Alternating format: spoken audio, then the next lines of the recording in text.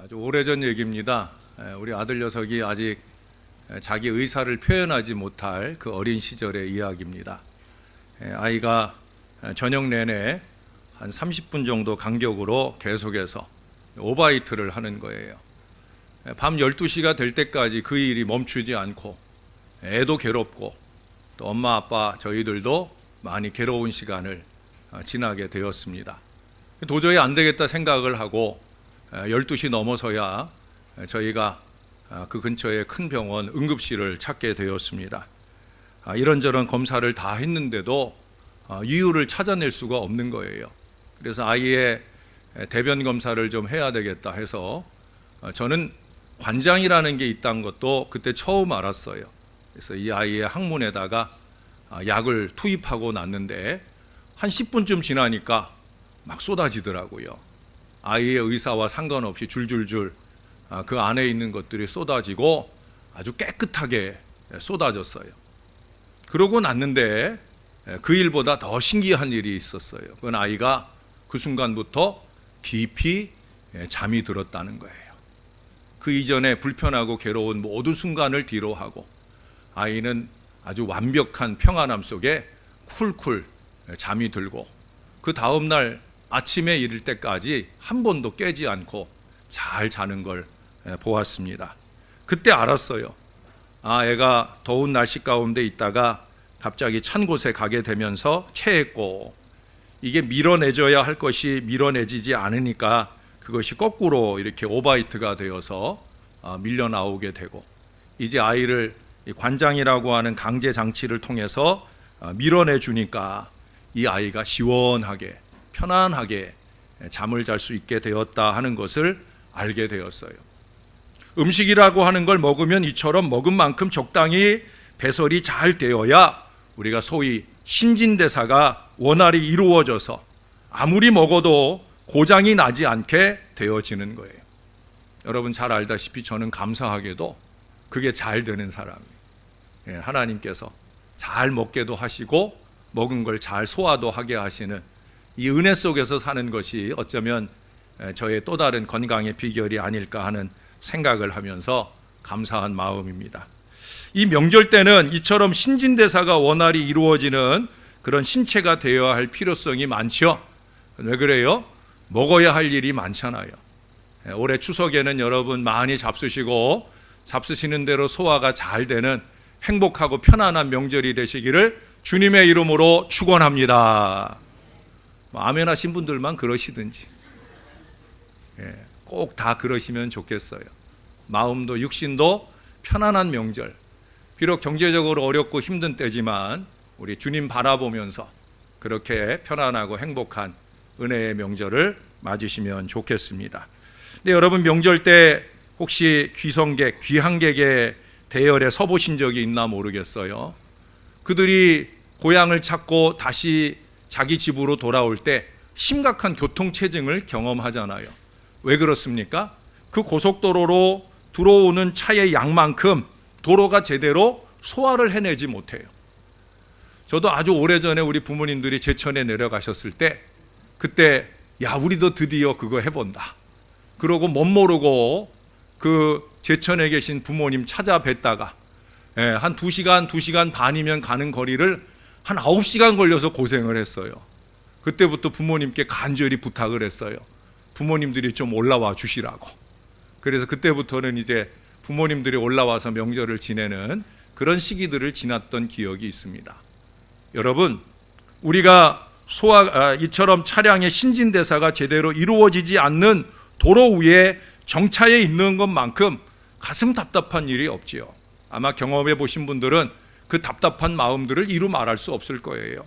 그러나 소화가 되지 않아 신진대사가 제대로 이루어지지 않는 몸을 위해서는 소화제를 먹기도 하고 교통체증이 제대로 안 되는 곳에서는 불평과 비판을 늘어놓기는 할지인데 정작 이루어져야 할 영적인 신진대사를 위해서는 오히려 그 정체조차도 느끼지 못하고 사는 게 우리들이라는 거예요. 은혜가 고갈되어 있는데 은혜 받을 생각도 못하고 또 은혜는 받았다는데 그 받은 바 은혜가 삶 가운데 드러나지 못하는 아쉬움 가운데 살고 있는데도 그것을 영적으로 감지 못하는 아쉬움 속에 산다는 거지요. 우리가 말씀을 듣고 보고 깨달아 알았으면, 말씀을 은혜로 먹었으면 이제는 왕성한 소화활동, 다시 말해서 말씀을 온몸과 삶으로 실천하는 그 노력이 이루어져야 바로 이것이 영적인 신진대사요, 믿음의 신진대사예요. 제가 오늘 기원 기도를 하면서 시편 138편 1절 2절로 기원을 했는데, 이 예배 순서의 앞부분에 나오는 이 말씀이나 이런 기도문이나 이런 것들은 기도하는 제 기도만 빼고는 나머지는 예배와 설교 핸드북이라고 하는 책을 근거로 해서 부교육자들이 적어 놓는 거예요. 제가 정하는 게 아니에요. 매 주일마다 그렇게 기원문의 말씀이나 사제의 선언의 말씀이나 다 기록되어 있는 책에 근거해서 매 주일마다 올립니다. 오늘 시편 138편 2절의 말씀을 보니까 거기 이런 말씀을 해요. 내가 주의 성전을 향하여 예배하며 주의 인자하심과 성실하심으로 말미암아 주의 이름에 감사하오리니 이는 주께서 주의 말씀을 주의 모든 이름보다 높게 하셨습니다. 말씀이 우리가 감사하는 주의 이름보다 높다라고 하는 거예요. 그것은 말씀이 곧 하나님이니까, 태초에 말씀이 계시니라 이 말씀이 곧 하나님이시다. 그러기에 우리는 마음 문을 활짝 열고 주의 말씀을 하나님 받아들이듯 받는 은혜가 필요한 줄로 믿습니다. 그것만이면 안 된다는 거예요. 말씀을 받았으니까 이제 그것을 잘 소화시키는 신진대사의 역사를 이루어 가야 된다는 거예요. 여러분, 달란트 비유의 강조점을 아시죠? 얼마의 달란트를 받았느냐가 중요한 게 아니에요. 1달란트 받았거나 5달란트를 받았거나 그게 논란의 이유가 아니라는 거예요. 그것을 어떻게 활용해서 얼마의 결실을 거두어 그 맡기신 분에게 영광을 올려드리느냐, 이 달란트의 신진대사의 여부가 더 중요하다는 거예요. 그러므로 그저 받은 것 묻어두고 정체된 삶을 산 그 1달란트 받은 사람의 모습이어서는 안 된다라고 하는 거예요. 여러분, 하나님 말씀을 받을 때 1달란트 받은 인생처럼 받지 마시고 5달란트 받는 사람처럼 말씀을 통해 여러분의 사명을 많이 깨달으시는 은혜 인생이 되시기를 주님의 이름으로 축원합니다. 거기까지면 안 되는 거예요. 말씀엔 아멘으로 은혜를 받았는데 그 말씀으로 삶의 결실을 이루어가는 일에 게으르거나 나태하면 안 된다는 거예요. 오늘 받은 말씀 오늘 묻어두고 교회를 떠나 여러분 한 주간의 삶을 살면 안 되는 거예요. 한 주간의 삶 동안에 그 말씀의 달란트를 열심으로 노력하여 다음 주 우리가 다시 배울 때 하나님께 더 크게 영광 돌리는 저와 여러분이 될 수 있기를 바랍니다. 여러분, 아마 갈릴리와 사해 바다에 대한 비교를 들으셨을 거예요. 이스라엘의 지도를 보면 저 위에 헐몬산으로부터 물 근원이 시작되어서 쭉 흘러내립니다. 그것이 갈릴리 바다에 모여집니다. 그 모여진 물이 다시 요단강을 통해서 더 많이, 위에서 받아들인 물보다 더 많은 물을 요단강으로 흘려보냅니다. 그리고 그 물이 모여가지고 사해 바다가 되는 거예요.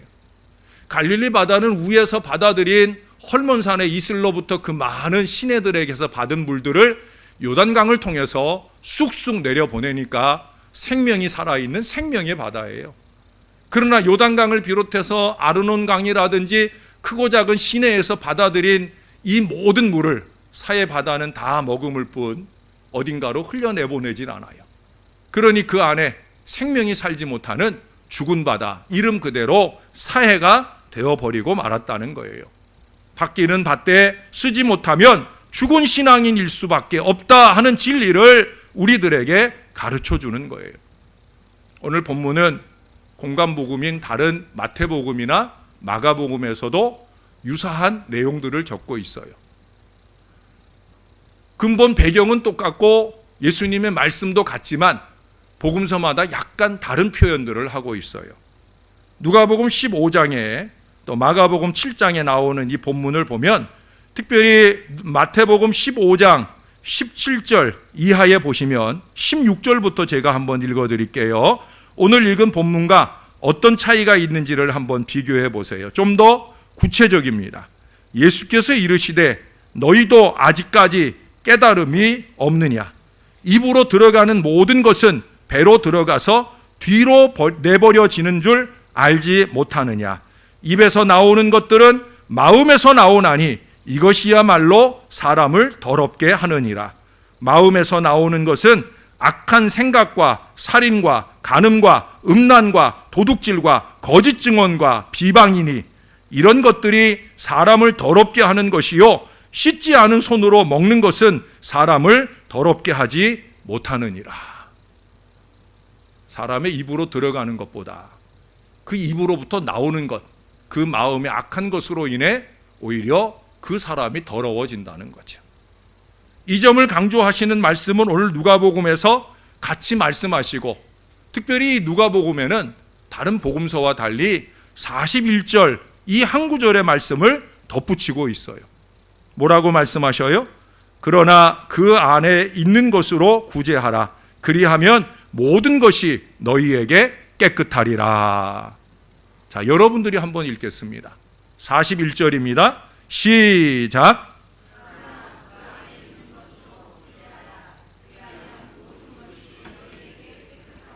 아멘. 그 안에 있는 것이 말씀으로 받은 은혜이든지 아니면 우리의 손 안에 있는 물질이든지 우리의 삶 가운데 있는 시간이든지 그 안에 있는 것으로 구제하라. 그리하면 모든 것이 너희에게 깨끗하겠다. 우리의 외적인 것, 외적인 삶이 어떤 모습이건 상관없이 하나님께서 우리 안에 주시는 귀하고 복된 은혜가 있다는 거예요. 우리가 아까 부른 찬송처럼 우리가 잘나고 우리가 귀해서 하나님이 사랑과 은혜를 주신 게 아니에요. 십자가에 달리신 예수님의 사랑으로부터 시작해서 우리는 그 사랑을 받을 만한 공로가 없는데 주신다는 거죠. 너나 없이 우리 모두는 그렇게 은혜 받은 인생이에요.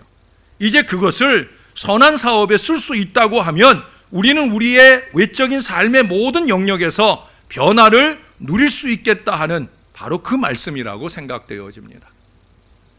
제가 존경하는 목사님은 그리 많지 않아요.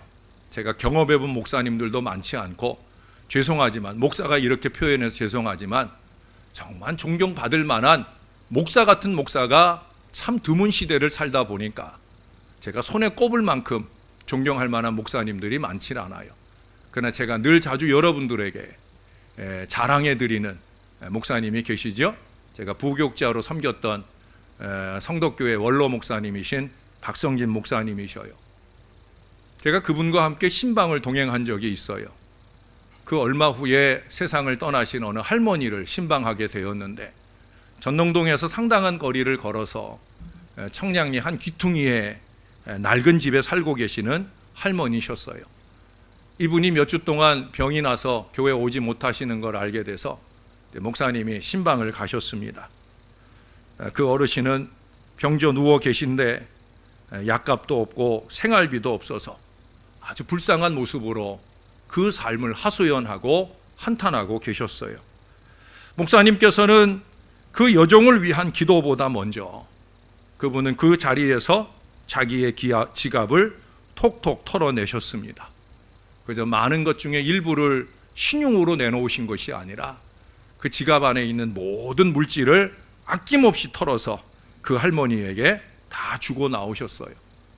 그리고 얼마 되지 않아 이 할머니가 돌아가시자 교회에서 그 장례비 일체를 부담하시도록 배려하시기까지 하셨어요.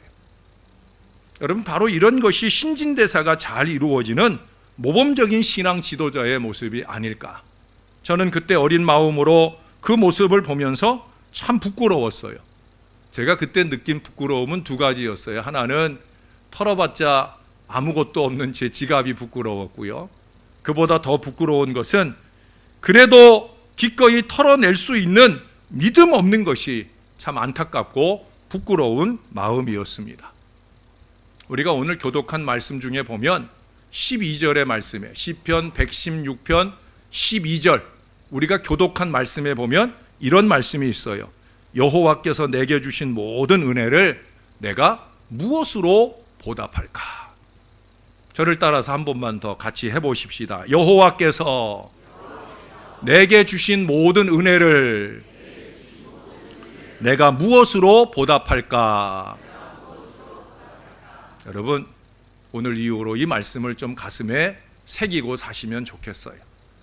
영적인 신진대사를 잘 이루고 살려고 하면 끊임없이 이 질문을 해야 돼요. 내가 지금 무엇을 해야 할까라는 이 질문도 중요한데, 무엇보다 하늘의 은혜를 잊지 않는 마음, 그 마음으로 나는 어떻게 보답할 수 있을까, 이것을 골몰하면서 살아야 된다는 거예요. 그런 신앙일 때에야 영적인 신진대사를 잘 이루고 산다는 거예요. 제가 부목사 시절에 함께 신앙했던 장로님들을 다 기억하는데, 그 중에 아주 훌륭한 장로님이 한 분 계셨어요. 김영일 장로님이란 분인데 아주 멋쟁이에요. 근데 이 장로님을 제가 존경하는 이유 가운데 하나는, 이 장로님은 받은 만큼 쓰시는 장로님이셨다는 거예요. 이분이 천호동에서 그 당시 아주 큰 컴퓨터 학원을 하고 계셨어요. 근데 제가 그 학원을 신방했을 때, 그때 이분이 엄청난 하나님의 은혜를 고백하는 그런 간증을 듣게 되었습니다.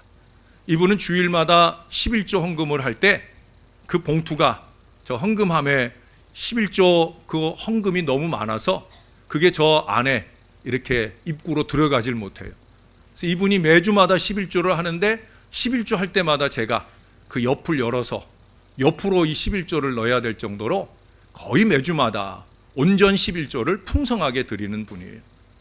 그만하면 충분하지 않을까 생각될 정도로 많은 헌신을 하는 분이에요. 그런데 아마 그 시기에 사람이 그 길을 계획할지라도 그 걸음을 인도하시는 이는 하나님이시다 라는 이 말씀을 의지하면서 그분이 좀 더 사업을 확장하려는 노력을 했다는 거예요. 그런데 그 어려운 때에 그 사업의 확장을 통해 하나님께서 갑절 이상의 큰 응답을 주셨다 하는 간증을 듣게 되었어요. 중요한 건 그 다음입니다. 하나님께서 이 믿음의 기도에 응답하셔서 이 풍성한 결실을 주셨는데, 이제는 내가 하나님을 위해서 무엇인가 해야 할까 고민 중이라는 거예요. 좀 전에 제가 읽어드렸던 시편 116편 12절의 고백이 그분에게 있었다는 거예요. 하나님이 내게 주신 은혜를 내가 무엇으로 보답할까? 저에게도 기도 부탁을 하시더라고요. 그렇게 함께 기도하는 중에 얼마 지나지 않았을 때 교회 강단에서 목사님이 광고 하나를 해요. 우리가 중국에 교회 하나를 지으려 한다. 그때 철북교회라고 하는, 그 당시 돈으로, 우리나라 돈으로 거의 1억에 가까운 큰 헌금을 모아서 건축을 하려는 일이었어요. 그 당시 1억이면 지금 우리나라로, 지금으로 하면은 그때 30평대 아파트를 한 채 살 수 있는 큰 돈입니다. 근데 그 1억 가운데 거의 한 6, 7천, 한 5분의 4 정도 되는 금액을 이 장로님이 혼자 헌금을 하셨어요. 우리 같으면 집 한 채 사서 자식 이름 명의로 해주고 싶은 마음이 간절할 때, 그분은 그러지 않고 그 물질을 들여 위대한 선교의 역사를 이루는 데 쓰셨다는 거예요. 어떻게 그게 가능할까요? 하나님의 은혜를 아니까.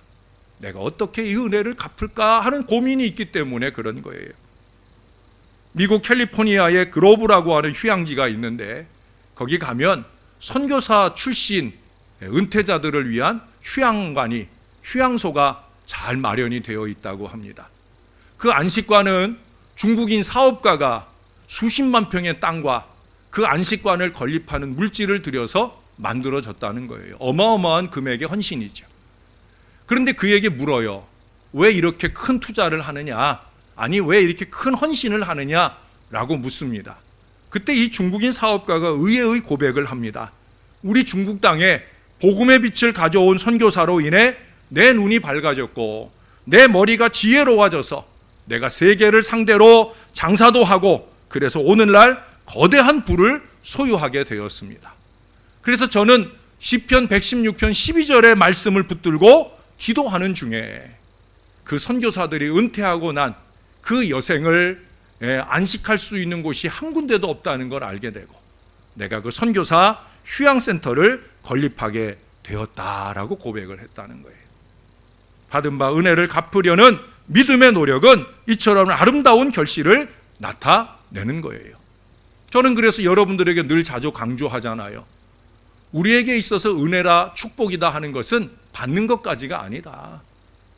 우리가 하나님께로부터 받은 것을 하나님의 영광을 위하고 세상을 섬기기 위해서 나누고 베푸는 것까지 할 수 있을 때에야 그것이 우리 믿는 사람의 은혜고 축복이라는 거예요.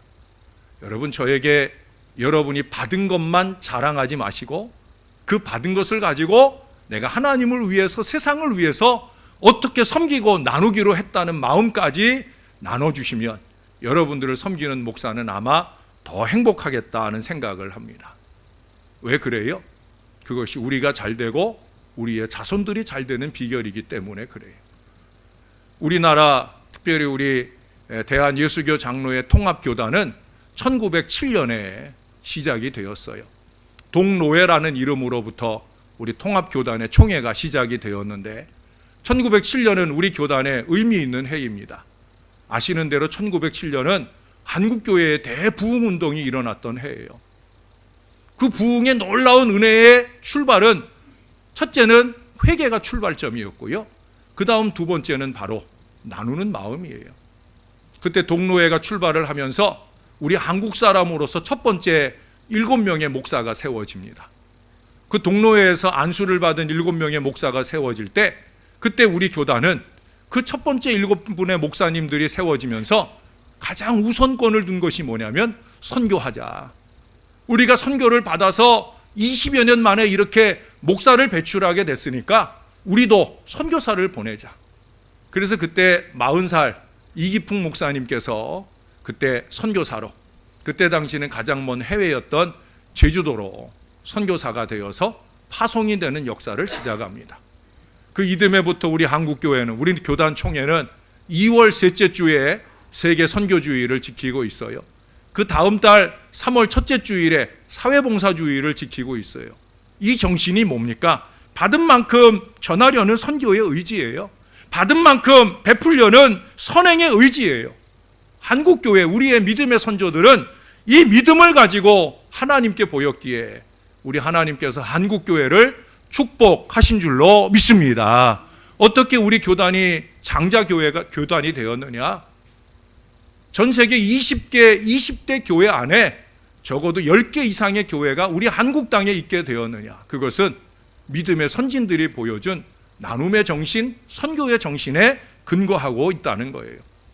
그래서 그때 1907년에 존 모트 선교사는 이미 그때 이런 얘기를 합니다. 한국이 비기독교들 국가 가운데서 최초의 기독교 국가가 될 것이다. 아무런 감흥도 없죠. 우리 대한민국이 기독교 국가가 되거나 말거나 나는 아무 상관이 없는 인생을 사시면 안 돼요, 여러분. 저는 늘 이 기도를 해요. 그냥 단순히 기독교 국가가 아니라 우리 대한민국이 제2의 이스라엘이 되게 해달라고. 아직은 조금 부족하지만 조금 더 교회가 바른 정신과 신앙으로 무장하여 세상이 욕하고 걱정하는 교회가 아니라 세상이 우러러 볼 수 있는 건강한 복음적 교회들을 이루어서, 그래서 대한민국이 제2의 이스라엘이 되게 하옵소서. 저의 기도만 아니라 여러분들의 기도가 되시기를 바랍니다.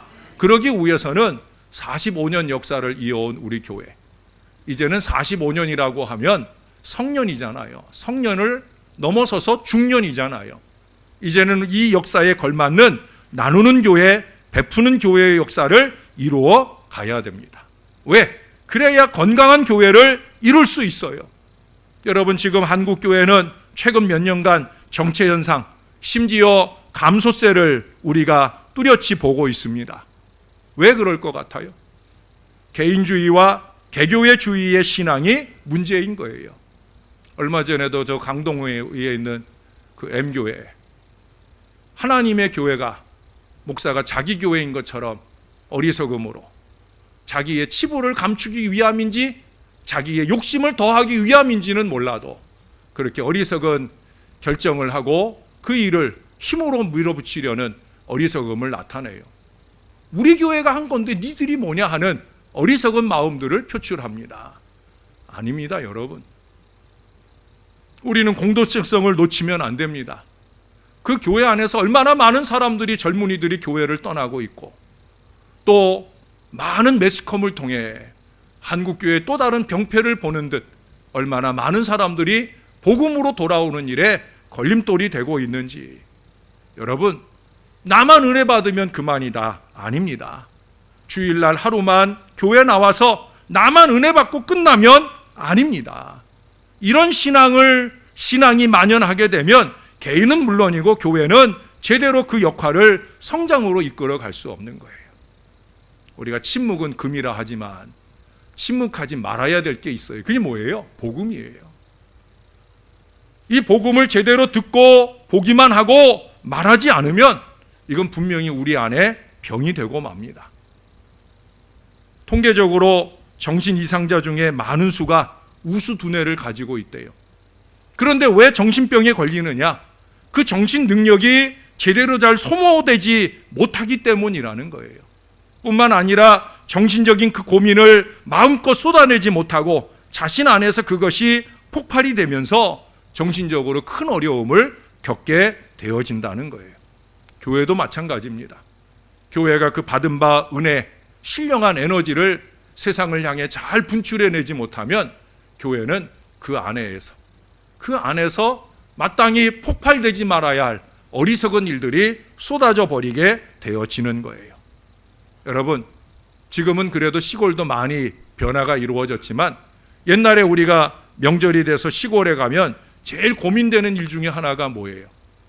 화장실 가는 거잖아요. 예? 결국 시골에 갔다 오면 변비 증상을 일으키는 여자분들이 많지 않습니까? 왜 화장실에 못 갑니까? 예? 제일 중요한 이유는 더러워서 못 가잖아요. 어르신들이 애쓰고 정성을 다해 치워 놓았지만 그래도 더러워서 못 가요. 어린아이들 경우에는 무서워서 못 가요.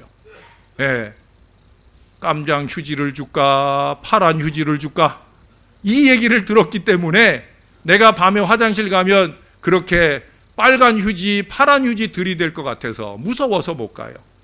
여러분, 우리가 하나님께로부터 받은 은혜의 말씀 전하지 못하는 이유도 여러 가지겠지만 가장 큰 이유가 무서워서, 또는 내가 복음을 전할 그 친척이나 그 대상이 성질이 더러워서, 그래서 기꺼이 그 복음을 분출해내지 못하는 연약한 모습들이 우리에게 있어요.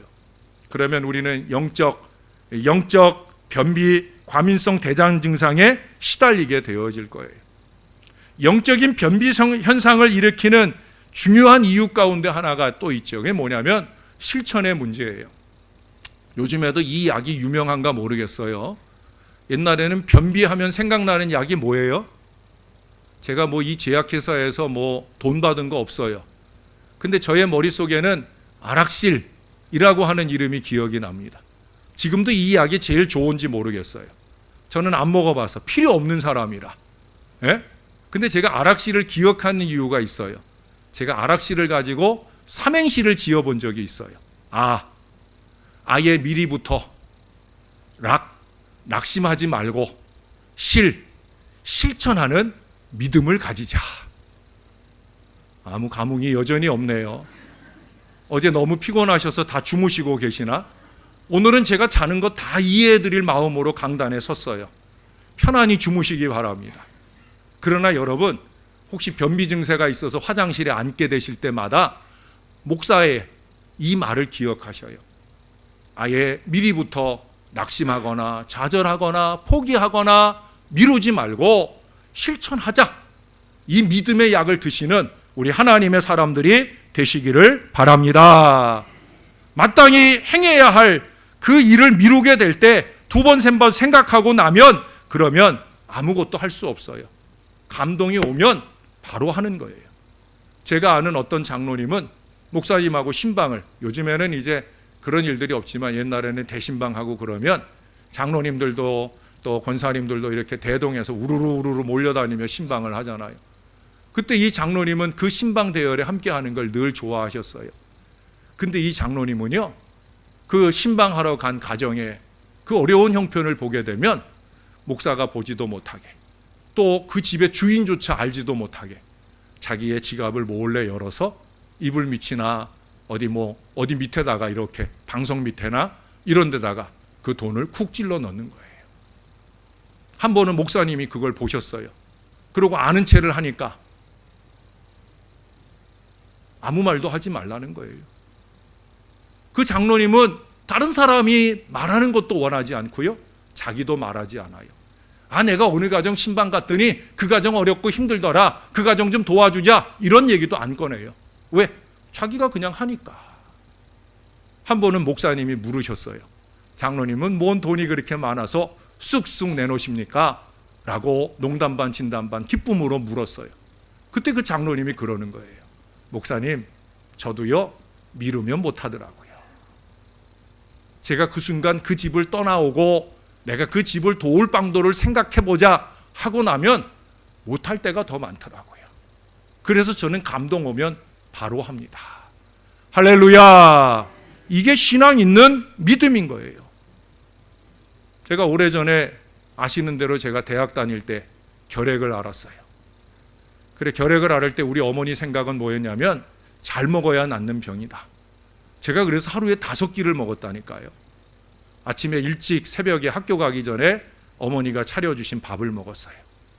그리고 학교 가가지고 1-2시간 공부하다가 기숙사에 있는 친구들 아침 식사할 때 저도 안 먹은 것처럼 하고 가서 아침 먹고 점심 먹고 저녁 먹고 집으로 옵니다. 그리고 집에 오면 또 엄마가 차려주신 또 밥 한 번을 더 먹어요. 그것만 먹고 끝나는 게 아니라 우리 어머니가 500ml짜리 우유도 주시고요, 또 사과도 이따만한 거 하나 주셔요. 그러면 그걸 다 먹고야 잡니다. 그러니까 그때 60kg 초반대에 있었던 몸무게가 점점 늘어나더니 아주 빵빵하게 살이 찌더라고요. 여러분, 왜 그렇게 살이 찌는 것 같아요? 좋은 영양소를 많이 섭취해서? 아니에요. 여러분들도 밤 늦은 시간에 야식도 드시고 간식도 드시고 그러고 잠자보세요. 100% 살쪄요. 왜 밤에 먹는 것이 그대로 살로 갈까요? 다른 데 이유가 있지 않아요. 운동을 안 하니까. 이게 분출될 수 있는 길이 없잖아요. 또 밤에 자면서 분출하시는 분도 없잖아요. 그렇죠? 아기들의 경우나 그렇지. 어른들은 그런 사람 없어요. 그러니 밤에 먹는 게 그대로 살이 되는 거예요. 분출하고 나누지 못하면 살찌는 거예요. 여러분, 교회가 은혜 받는 거 중요하죠. 은혜 많이 받아야 돼요. 그러나 받은 바 그 은혜를, 그것이 말씀의 은혜든 물질의 은혜든 건강의 은혜든 그것을 분출해내지 못하면 그러면 살만 찌는 거예요. 교회가 아무리 숫자가 많아지는 교회가 되면 뭐 합니까? 교회다운 교회가 되지 못하면 아무 소용없는 거예요. 뭐 출석교인, 제적교인 10만 명, 출석교인 5만 명을 헤아리는 그런 교회가 되면 뭐 합니까? 목사의 말년이 복음을 저해하는 걸림돌이 된다고 하면 아무 의미가 없는 거예요. 저나 여러분이 섬기는 우리 신월제일교회는 절대 그런 교회가 되면 안 될 거예요. 우리가 때때로 피곤해서 육신이 주의 재단에 와서 잠잘 수도 있는 거지요. 그러나 영이 자면 안 되는 거지요. 영은 깨워내고 이 영이 마땅히 분출해내야 할 그 모든 신진대사를 아낌없이 남김없이 이루어야 될 줄로 믿습니다. 제가 늘 어려움 당한 가정들을 위해 많은 기도를 합니다. 또 저의 기도가 조금 도움이 되었는지 그 어려운 문제들이 해결이 됩니다. 제가 오늘도 일부 예배 마치고 그런 말씀 들었다고 그랬잖아요. 그분이 나가면서 왜 자기 따님이 취업된 걸 저한테 얘기하겠어요? 그분이 덧붙이신 말씀 때문이죠. 목사님 기도 많이 해주셔서 감사하다. 제가 기도 많이 해서 됐겠어요? 본인의 노력도 있고 부모님들의 기도도 있고 무엇보다 하나님의 은혜인 줄로 믿습니다. 제가 그런 얘기를 들을 때마다 반복해서 하는 얘기가 있어요. 은혜 받으셨으면 이제는 갚으며 사세요 하는 얘기를 제가 덧붙입니다. 저한테 갚으라고 그러는 거겠어요? 절대 아니죠. 하나님께 받은 은혜, 하나님께 또 다른 사람들, 여러분들이 알고 있는 여러분들의 기도가 필요한 분들을 위해 갚으라는 거예요. 잠언서 11장 25절에 보면 구제를 좋아하는 자는 풍족하여질 것이요 남을 윤택하게 하는 자는 윤택하여지리라 그랬어요. 그 윤택하게 하는 모든 노력, 그것이 물질을 나누는 거나 기도를 나누는 거나 사랑을 나누는 그 어떤 일일지라도 여러분 좀 윤택하게 하시기를 바랍니다. 메마르게 하지 마셔요. 내가 윤택하게 해줄 때 하나님이 우리를 윤택하게 해주신다 말씀하잖아요.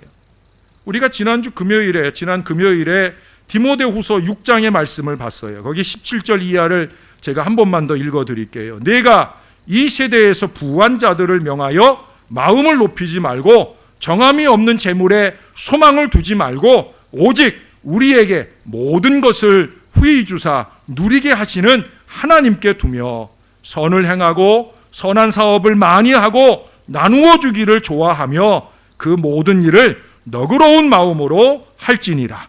이것이 장래에 자기를 위하여 좋은 터를 쌓아 참된 생명을 취하는 것이니라. 여기 보니까 선을 행하고 선한 사업을 많이 하고 나누어 주기를 좋아하는 같은 얘기를 3번이나 반복하고 있어요. 바울이 얼마나 문학적으로 뛰어난 사람인데 왜 이 일을 똑같은 얘기를 3번이나 할까? 그게 우리에게 필요하다는 거예요. 왜? 장래 천국의 좋은 터 참된 생명을 취하는 그 믿음의 비결이 되기 때문에. 여러분 마태복음 25장에 보면 예수님께서 3가지 비유를 들려주시는데 제일 마지막 어떤 비유를 말씀하셨어요? 양과 염소의 비유를 얘기해요. 양과 염소의 차이가 뭐예요? 마지막 때 하나님 앞에 하나님이 양과 염소를 구분하신다는 거예요. 그 차이가 어디 있습니까? 작은 자에게 했느냐 안 했느냐. 헐벗은 자, 굶주린 자, 옥에 갇힌 자를 돌아보는 그 작은 자에게 과연 했느냐 안 했느냐, 주님은 그것을 기준으로 보신다라고 하는 거예요. 사랑하는 여러분, 명절이 다가오고 있어요. 지난 1년여간 내게 주신 은혜들을 좀 생각하시면서 그저 내 안에만 싸들고 앉아 좋아할 것이 아니라 우리 하나님께서 내게 주신 이 모든 은혜를 나는 무엇으로 보답할 수 있을까, 이 고민을 좀 하시면서 기도하며 가르쳐 주시는 대로 하나님을 위해, 남을 위해 내 적은 물질도 쓸 수 있으며 내 작은 기도도 보탤 수 있으며 주님의 복음과 사랑을 힘있게 전할 수 있는 그런 명절을 맞으시면 좋을 것 같아요. 우리가 복음 들고 저 세계로 나가기는 어렵잖아요. 그러나 명절이 되면 찾아오거나 찾아가거나 우리가 쉽게 만나고 접할 수 있는 우리의 사랑하는 일가 친지들, 그들에게 복음을 입술로만 아니라 삶의 모범으로 잘 증거하셔서 믿음의 신진대사가 잘 이루어지는 저와 여러분을 통해 복음의 확장의 역사가 먼저는 우리 가문에, 그 다음은 세상 가운데 아름답게 이루어지는 일에 우리가 귀하게 쓰임받게 되기를 예수님의 이름으로 간절히 축원합니다. 기도하겠습니다. 하나님 아버지, 하나님 은혜를 감사합니다. 우리는 때때로 받은 바 그 은혜를 망각하고 살아갑니다. 은혜를 받을 때뿐이지 그 은혜를 세상 가운데 나누지 못하며 살아갈 때가 많습니다. 하나님, 이제는 제대로 은혜 받는 인생이 되게 하여 주시옵소서. 하늘의 은혜가 임할 때마다 그 은혜를 어떻게 보답할까 고민하며 살게 하여 주시고, 그래서 우리에게 은혜를 더하시는 하나님이 더 기분이 좋아서 많은 것들을 쏟아부을 건강한 믿음의 인생들이 되게 하여 주시옵소서. 예수님의 이름으로 기도합니다. 아멘.